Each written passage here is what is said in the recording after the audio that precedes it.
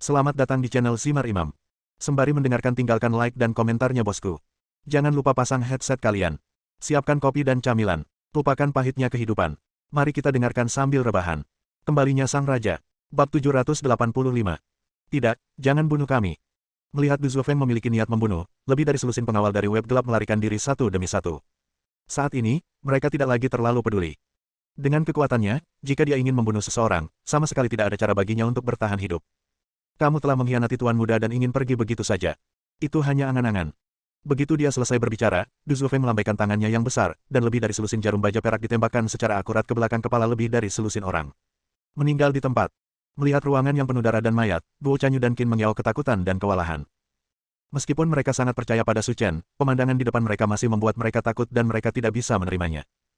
Du Zhuofeng, dengan jubah hitam, berdiri 2 meter di depan Su Chen. Anak muda, kamu harus sadar akan kematianmu sekarang. Jika kamu memegang tuanmu dan melompat dari jendela sekarang, kamu masih bisa mendapatkan kematian yang damai. Jika kamu menunggu aku melakukannya sendiri, aku tidak tahu apa yang akan terjadi. Kamu ingin kami bunuh diri. Du Zhuofeng, yang mengenakan jubah hitam, mencibir. Anak muda, saya pikir Anda tidak tahu betapa kuatnya seorang ahli seni bela diri, jadi saya akan memberitahu Anda hari ini betapa kuatnya saya, Du Zhuofeng.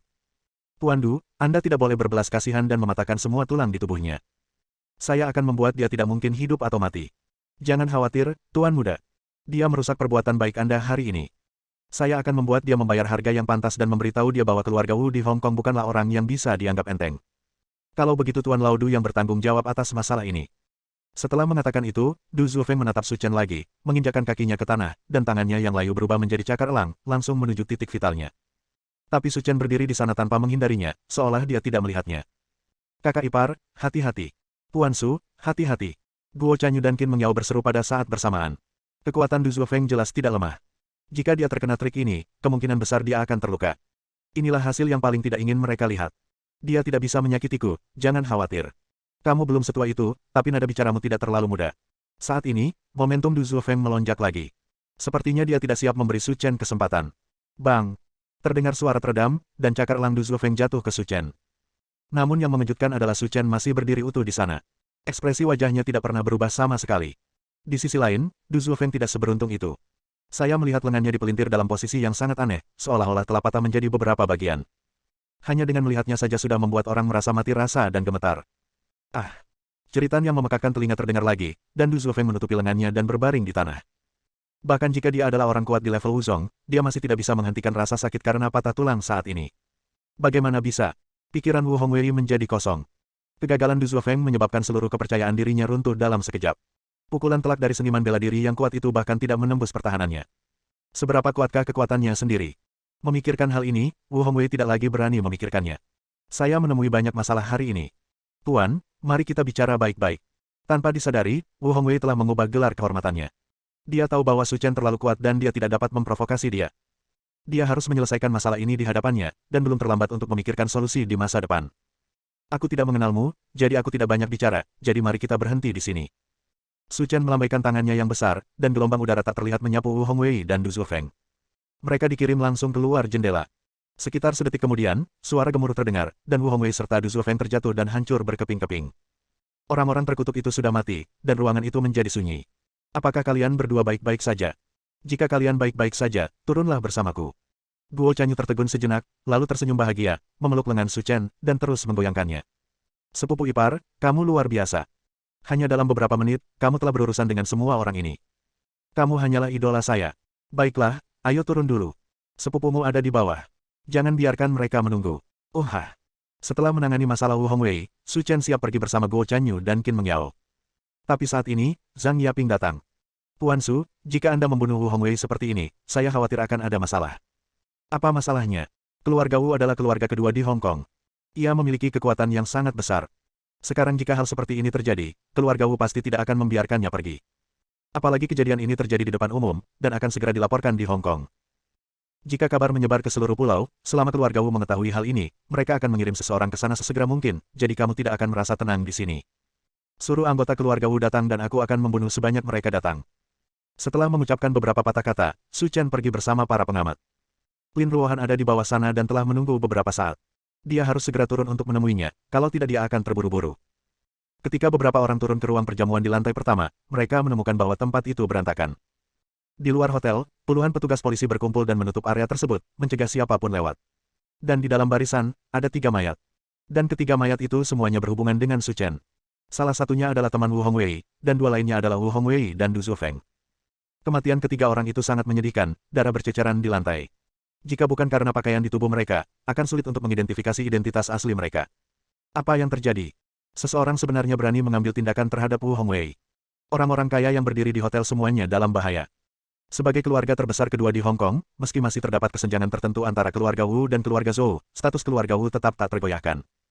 Sebagai satu-satunya laki-laki di keluarga Wu, peran Wu Hongwei dalam keluarga Wu terbukti dengan sendirinya. Dan jika dia mati di sini hari ini, pasti akan membuat keluarga Wu marah. Ketika pelaku sebenarnya ditemukan, kematiannya mungkin lebih menyedihkan daripada kematian Wu Hongwei. Siapa yang berani membunuh bahkan Wu Hongwei? Kamu pasti terlalu berani. Siapa tahu, mungkin dia bertemu musuh bisnis dan diam-diam membunuhnya untuk mencegah keluarga Wu sukses. Pulau Hong Kong akan berubah.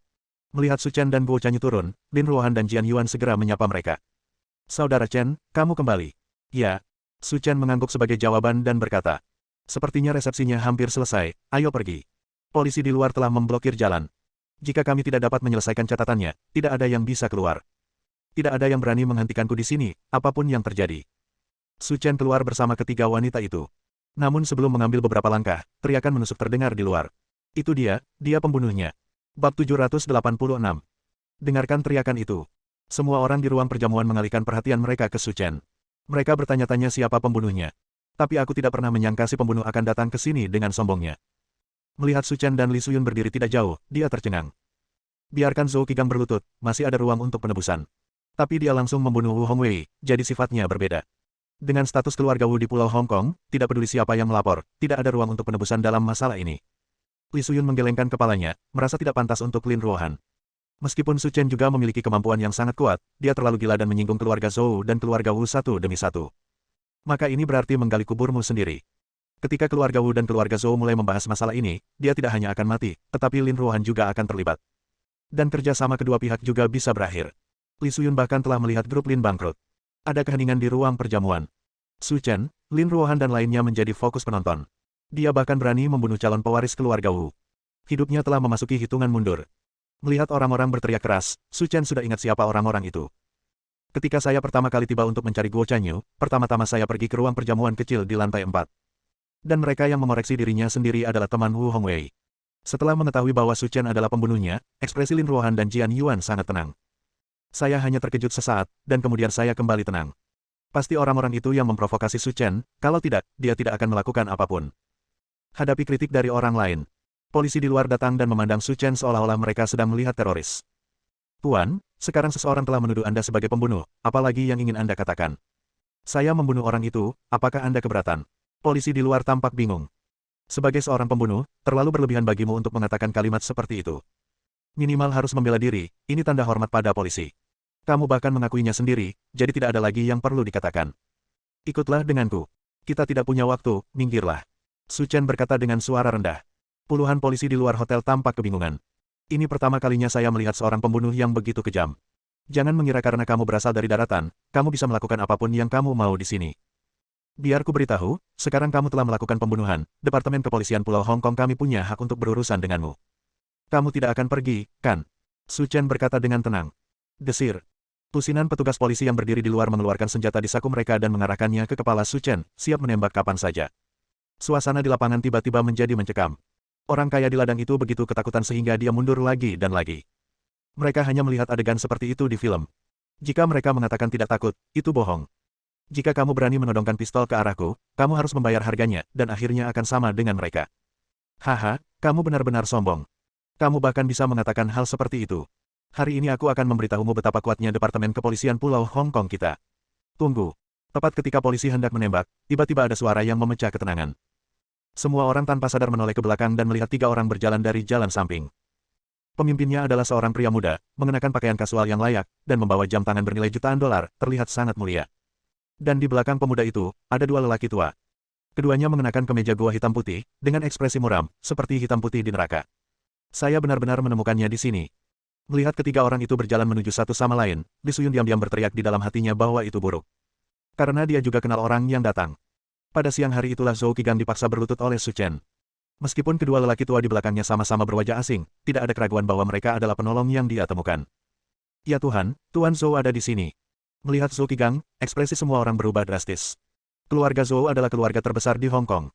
Selain itu, penyelenggara pesta koktail juga mengundang Zhou Qigang, tetapi dia sama sekali tidak meremehkan pesta koktail tingkat ini, jadi dia tidak datang sama sekali.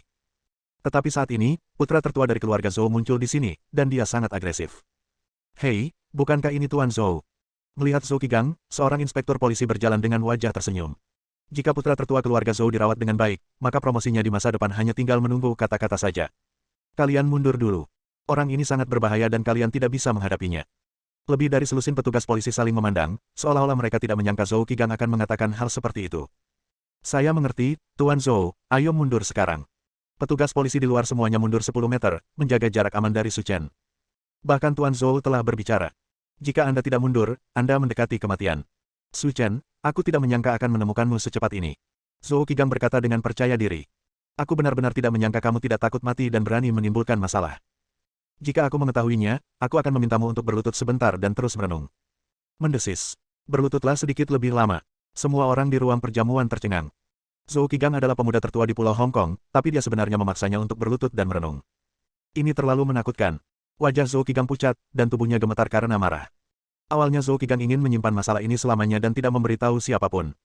Dia benar-benar menceritakannya di depan umum. Brengsek. Su Chen, biarku beritahu, kebencian di antara kita berdua tidak akan pernah berakhir. Zhou Qigang menatap, lagi pula, kamu tidak hanya akan mati hari ini, tetapi 3 wanita di sekitarmu juga akan menjadi mainanku. Hanya karena 2 pecundang di belakangmu. Limbah. Zhou Qigang mencibir dan berkata, sudah kubilang, 2 orang di belakangku ini adalah lelaki tua berkulit hitam dan putih yang terkenal di dunia seni bela diri Tiongkok. Coba saya lihat bagaimana Anda bisa lepas dari genggaman saya. Zhou Qigang mundur selangkah dan membiarkan lelaki tua berkulit hitam dan putih itu keluar. Dengan hati-hati, lelaki tua berbaju putih itu melihat sekeliling tubuh Su Chen dan berkata dengan ekspresi menghina. Tuan Zhou, Anda tidak salah paham. Dia tidak memiliki fluktuasi mental apapun di tubuhnya. Dia benar-benar orang biasa. Anda benar-benar membiarkan kami berdua mengambil tindakan. Itu berlebihan. Tuan Bai, jangan tertipu oleh ilusi. Meskipun dia tidak terlihat apa-apa di luar, sebenarnya dia adalah seorang ahli seni bela diri. Penjaga pribadi saya, orang kuat di tingkat seni bela diri, dibunuh olehnya, jadi lebih baik berhati-hati. Zhou Qigang berkata dengan sopan. Haha, menurut apa yang kamu katakan, anak ini cukup menarik. Dia sebenarnya mampu membunuh para pembudidaya seni bela diri di tingkat Wusong. Huff, kamu hanya seorang ahli bela diri. Kamu bisa membunuhnya dengan 1 tangan di depanku. Bab 787. Apakah kamu yakin bisa membunuhku dengan 1 tangan? Su Chen bertanya. Tentu saja, sejujurnya, kami berdua adalah master di alam setengah dewa. Pria tua berbaju hitam itu datang sambil memegangi lengannya dan terlihat sangat bertekad. Ketika dia melihat Su Chen, matanya penuh dengan penghinaan. Dengan langkah cepat, Su Chen bergegas ke sisi lelaki tua berbaju hitam itu, meraih kepalanya, dan menekannya dengan kuat ke tanah. Yang disebut Tuan Setengah Dewa sepertinya juga tidak terlalu baik. Bagaimana ini mungkin? Melihat lelaki tua berbaju hitam itu terjepit di tanah, semua orang yang hadir tercengang. Dia sudah menjadi master di alam setengah dewa, tapi dia ditundukkan olehnya hanya dengan 1 gerakan. Kamu, siapakah kamu sehingga menjadi begitu kuat? Pria tua berbaju hitam itu tercengang, dengan ekspresi ketakutan di wajahnya. Baru saja, ketika Su Chen mengambil tindakan, dia jelas merasa seolah-olah ada gunung besar yang menekannya. Momentum yang mendominasi dunia membuatnya tak terbendung. Tidak ada kesempatan untuk menolak. Bahkan kemampuan itu pun tidak. Kamu tidak tahu siapa aku, tetapi kamu telah menjadi antek Zhou Qigang, jadi kamu harus memikirkan tujuanmu sendiri. Klik. Su Chen mencekik leher lelaki tua berbaju hitam itu. Dia memiringkan lehernya dan mati mendadak di tempat. Kematian lelaki tua berbaju hitam mengejutkan semua orang yang hadir. Wajah Zhou Qigang menjadi pucat. Keduanya memiliki kekuatan yang sama. Sekarang Hei Yi mati di tangan Su Chen, jika dia benar-benar bergerak, Bai Yi pasti akan dibunuh olehnya dalam sekejap.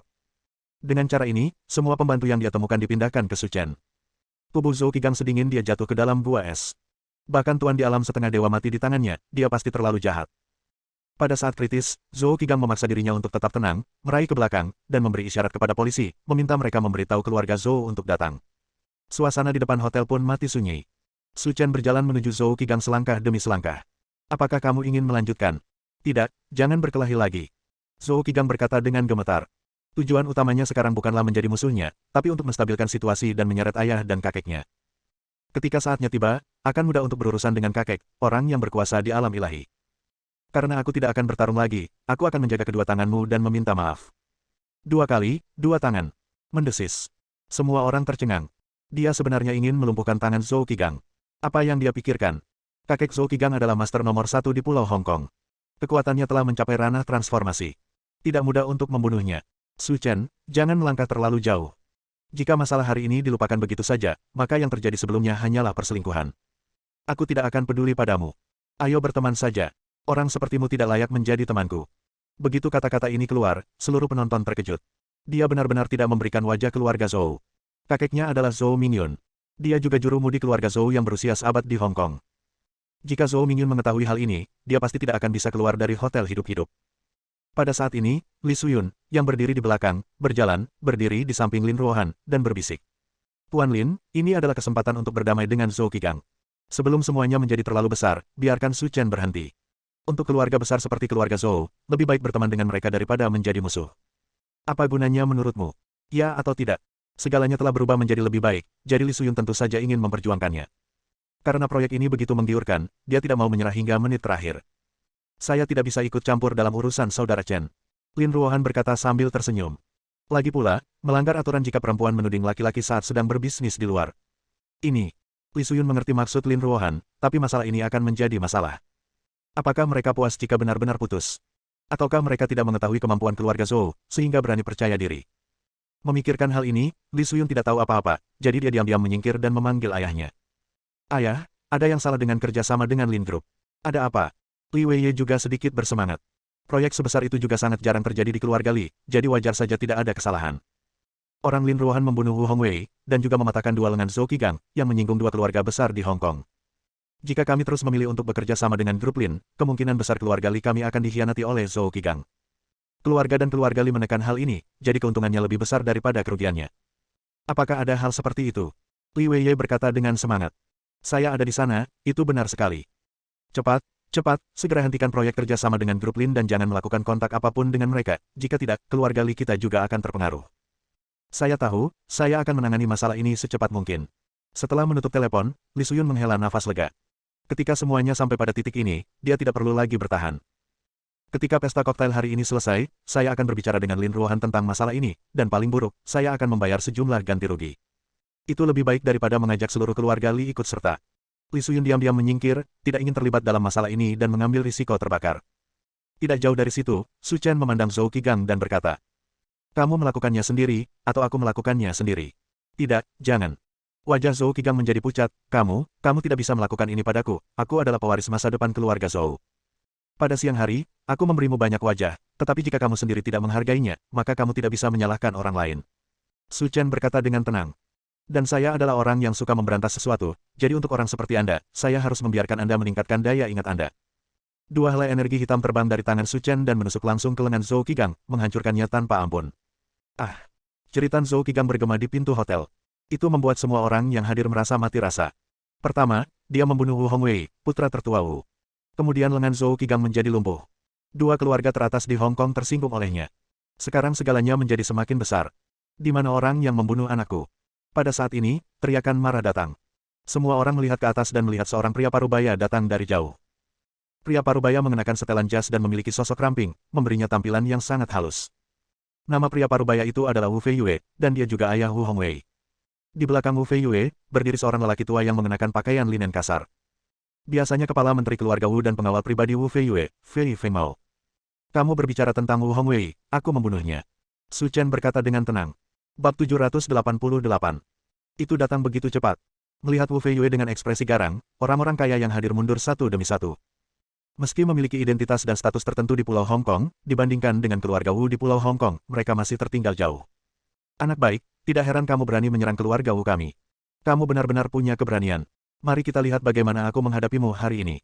Setelah menyelesaikan kata-katanya, Wu Feiyue melambaikan tangannya. Tuan Fei, saya serahkan anak ini kepada Anda. Saya akan memastikan bahwa dia tidak bisa hidup atau mati. Saya tahu, Tuan.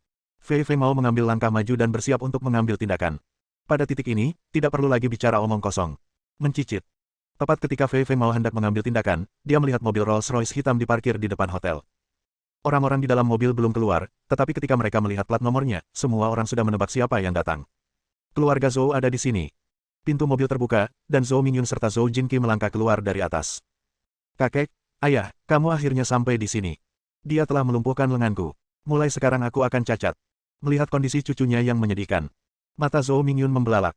Dia sudah lama mengetahui bahwa cucunya sedang dalam masalah, tetapi dalam perjalanan ke sini, dia tidak pernah menyangka bahwa keadaan akan mencapai titik ini.